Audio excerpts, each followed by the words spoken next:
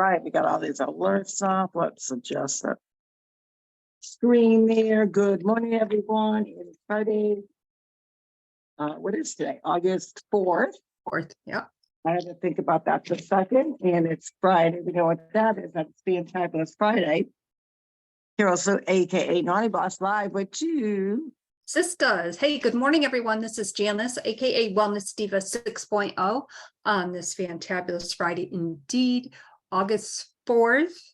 Excuse me, episode number 671. And part of today's I just had to look on Twitter. I actually haven't looked at it in a few days. So I do have some Twitter updates, but we'll get to that in just a moment. So what is fantabulous in your world today?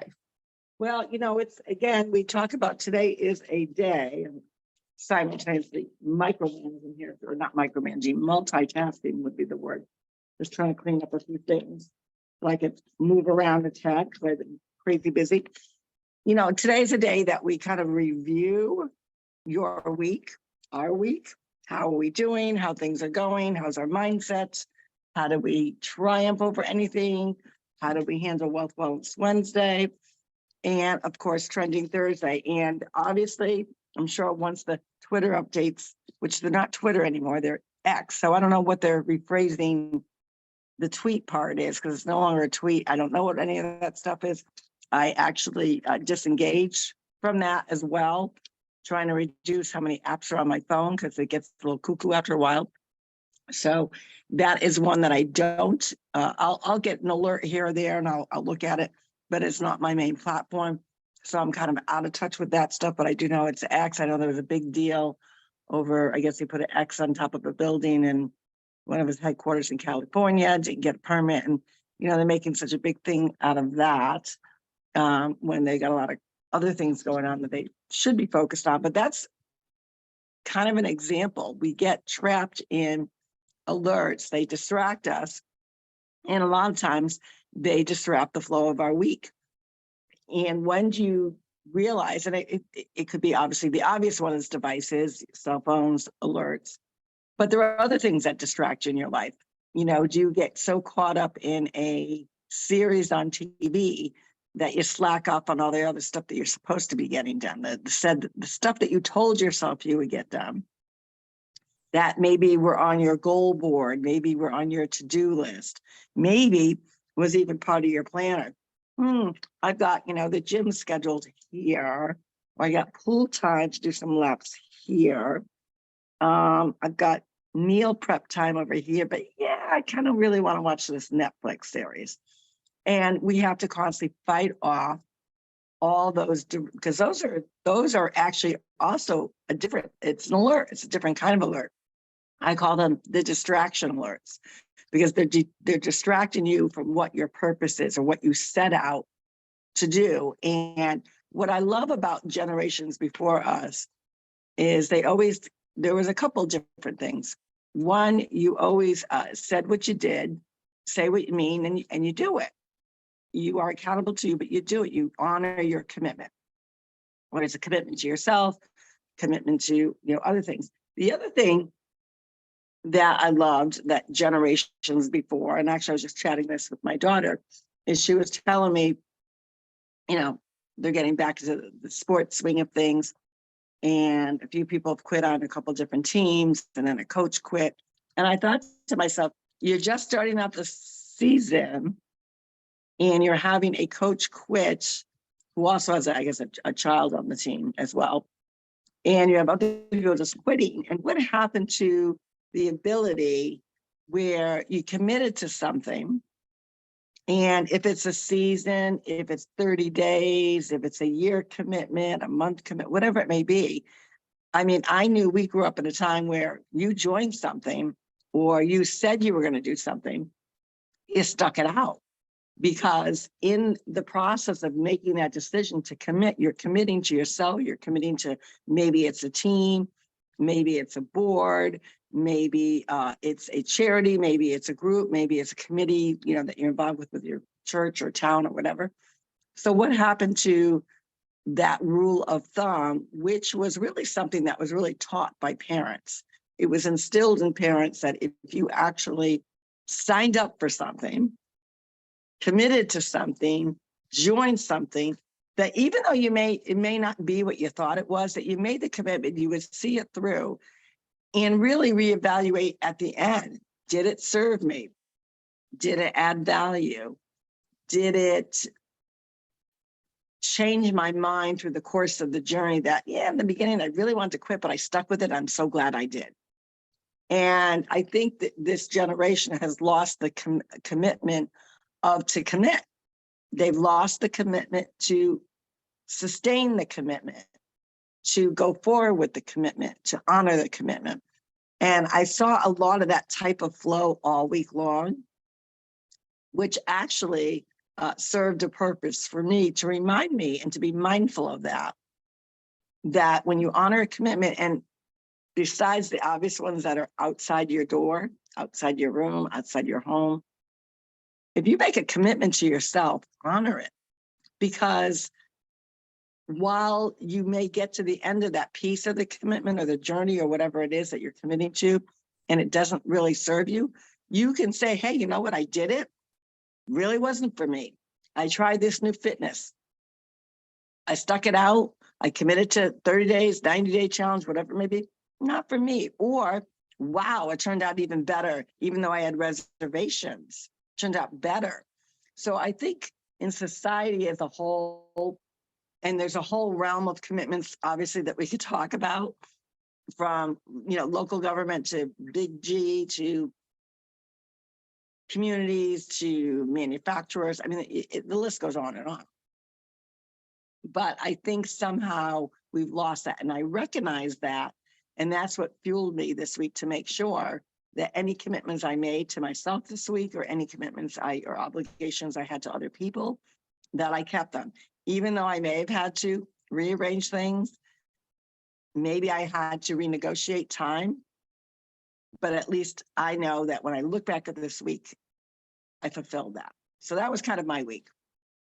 Yeah, well, going back to the mindset aspect of it and commitments, it's almost as though commitments are done with fractions in mind.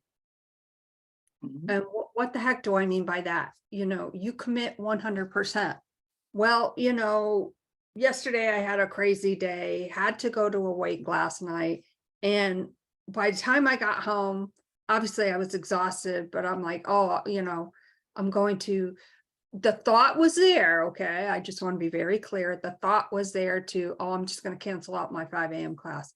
No, because I made a commitment to myself, and I wouldn't have honored and respected that commitment if I didn't go, commit. If I didn't go, I wouldn't have gone, right? That's easy. And I think people look at their commitment sometimes as a fraction. Oh, well, I'm just going to do this little thing or this little thing. If you commit to something, you have to give it your all, whatever that means to you.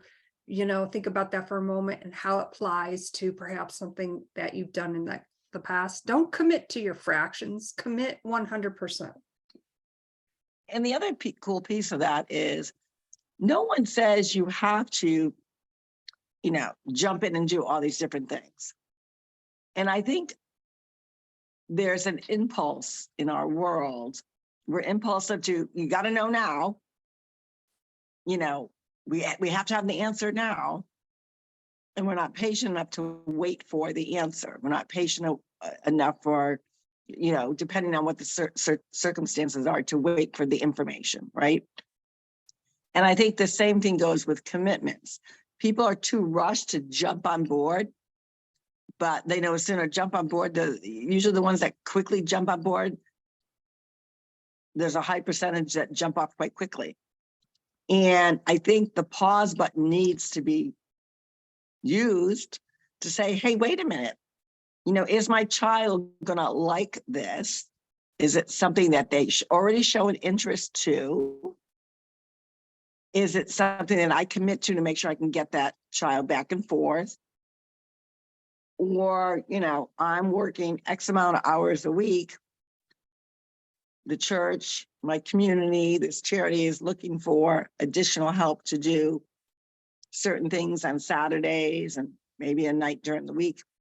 Can I really wholeheartedly, knowing what's already on my plate, commit? And I think people are too rushed to like jump on board on something because everyone else is doing it, or they can do it, so why can't I? Is it a fit for you? Sometimes it's just not a fit for you. It's not a fit for your schedule. It may not be a fit for your child. It may not work out in the sense of timing. There's no interest. You know, I've got all these other commitments ahead of this commitment. So I think that's part of the issue. People jump on board, not doing their own investigating to say, is this something that's going to add value to me? Can I do it? And the same thing even with child. I see so many parents now signing kids up for different sports. And the commitment, well, you know, you have this camp week, we've got, you know, this, you know, choreography this week. We have, you know, we're learning this. Well, you know, I got vacation that week. I got other plans going on. Oh, I really, you know what? I just want to stay home that week. So I think that's part of the problem. They don't really decipher. They don't discern on what the commitment truly is about. And maybe if they did that pause button, maybe write the pros and cons, look at your calendar, look ahead. Is this going to interfere with things that I already know that I committed to? Can I work around, you know, time, like if we're doing a vacation, have I checked, you know, that there's some flexibility or time for your child to make up to get on board or learn whatever they're missing? Or the same thing could be with if you decide to join a committee. Are they going to meet in a time frame that meets your needs? Can you fulfill it? Do you look at your whole calendar and say, it's every Tuesday, but I've got 4 Tuesdays in the next, you know, 2 months that I already got commitments to. Maybe that's not a good fit for me right now. And it doesn't mean that you can't ever do those things. It's just a matter of pause. Can I do it? Can I complete it? And you usually use that format and apply it if you have children, if you have a spouse, a boyfriend, girlfriend. Same scenario should always apply to that. How can I make it work? And will it serve me while I'm serving someone else? And I think we lose that. But so that's really all about Fantabulous Friday, what we kind of look about all this week. So I know you said you had some updates. Yes, I do, but I just wanted to add a comment to that. It's before you commit, you must do your due diligence. That's right. Absolutely. Absolutely. Yeah, so I have 3 Twitter updates. The first one, which I thought was very Well, pause right there, because Okay. they don't call them Twitter and they don't call it tweet. well, they still do call it tweets. They do. Well, that makes no Yeah. sense. X and a tweet. Okay. All There's right. there's the X, but they still call it a tweet. They haven't changed any of that, so I'm calling it a tweet. Anyway, Okay. the first story, there was a report that came out that Connecticut is the 9th most expensive state to live in. In fact, I'm glad you told me, because I have friends that are considering an offer, a job offer with a corporation. Corporations only willing to pay half. And then, you know, they used to live there and they're like, do we really want to go back to that state with the taxes and yada, yada, yada. So 9th in the state of what was that? the 9th most expensive state to live in. In fact, the report reflects that if you are a minimum wage worker, you need to work 69 hours a week to meet your obligations. That's crazy. And who knows what those obligations are? So that's not even Right. realistic. I mean, that's poverty obligations, most likely. Let's be real. Right. Okay, the second one, which of course I am going to go out today and buy one, is the lottery drawing is 1.25 billion, and I believe that is for Mega millions. It's mega millions. the Mega Millions. Yeah. So chances are, yeah, you probably won't win, but guess what? You can't win if you don't play. So That's right. keep that in mind. Okay, then the third and what I consider the most juiciest one, Tucker Carlson on Twitter. He showcased his 12th little episode the other day. It was just about a 15-minute clip with his conversation with Devon Archer. As many of you know, Devon Archer was Hunter Biden's former partner and whatnot. He just did a tweet or an X, whatever we want to call it, right? The second part of the interview is coming out sometime today, and that interview is a little over an hour long. And Tucker asked some really tough questions. So if you're interested in that, you definitely can catch that on the Big X or Twitter. And then speaking about Twitter and X, the whole thing, was having a conversation with my sister-in-law and her husband last weekend, and they were talking about the name of Twitter and X.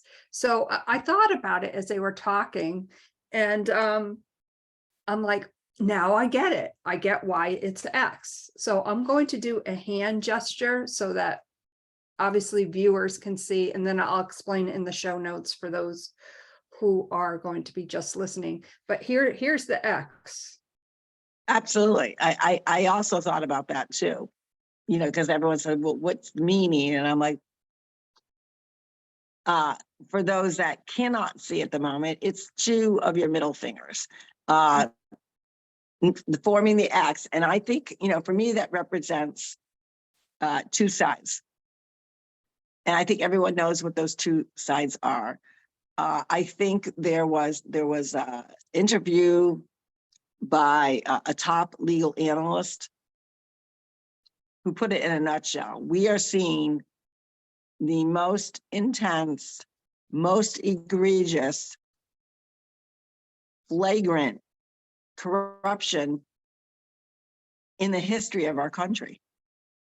And you have to, when you hear that, you're like, you have to say it again, repeat it, say it again to digest it in time, forever, at this moment.